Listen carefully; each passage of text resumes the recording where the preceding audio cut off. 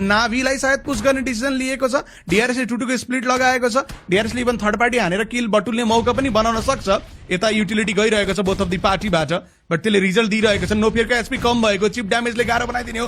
जोनको closing पनि भइरहेको छ। एचपी कम छ अलरेडी नोफियरको। लेमनको एचपी कम गरायो। त्यो बीचमा ओर स्पोर्ट्सबाट नक निकालिएको छ एक थ्रोएबल्सको साथमा। लेमनलाई डाउन गर्न सक्यो भने सजिलो हुने थियो। लेमनलाई पनि डाउन गरियो त्यहाँ। अब एक थ्रोएबल चाहिएको छ पञ्चरको साइडमा। गेम सकियो नाभीको टिमको पनि। हो र स्पोर्ट्सले 10औं एलिमिनेसन आफ्नो नाममा अनि खेल्नको लागि एज सायद बनाउन भ्याएको छ। उता एएसटीले थर्ड पार्टी हान्ने सोचेको, नक निकालिदियो पनि। जियोले नक निकालेका छन्। जियोले नक एन्ड फिनिश नै हान्दिए। नोफियरको 1-on-1 को प्रयास। नोफियरले रिकलाई डाउन गरे, जियोलाई टेक डाउन गरे। सँगसँगै ओर स्पोर्ट्सको 11औं एलिमिनेसन अनि सर्कलको शानदार इन्ट्री। 1 म्यान डाउन, बट राम्रो प्रयास यहाँ चलिरहेको छ। अब लेफ्टबाट डीआरएसले प्रब्लम दिने होला ओर स्पोर्ट्सलाई। यता ग्यान्टे गाडी लिएर सिधै मुखमा पुगिसके। पुग्दा पुग्दै स्काईले नक निकालिदिए त्यहाँ। एलिमिनेसन हर एकको लागि कोसिस गरिनेछ।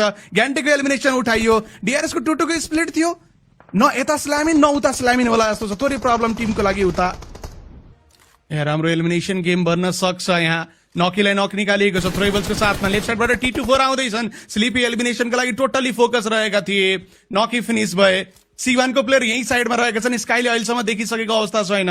र स्पोर्ट्सको लागि 13 एलिमिनेसन अलरेडी यो म्याचमा बनिसक्यो। टेबल टपको स्थान यो म्याचले उनीहरूलाई बनाउन सक्छ। एक्सपोज भएर क्लच खाने उनके भन्ने डर हुन सक्छ, बिकज ओपन फिल्ड छ। झ्याममा कोही उठ्यो, कहानी बिग्रिहाल्यो। एक एलिमिनेसनको लागि स्काई ओपनमा नै गएका थिए। IQ last man standing. टिमको लागि 14, 15 एलिमिनेसन। 16 को लागि टिम भाग्दैछ। अगाडिपट्टि रहेको हो टिम 40। उनीहरूलाई पनि शटडाउन गर्दै बिग चिकन डिनर। यो ग्रान्ड फाइनलको सबैभन्दा बिगेस्ट एलिमिनेसन चिकन डिनर हाम्रो हो भन्दै ओरो स्पोर्ट्सले #1 शानदार पारामा क्लेम गरेको छ। अब भोलि उनीहरूको पोइन्ट्समा +10 गरिने हो अनि त्यसले दिने हो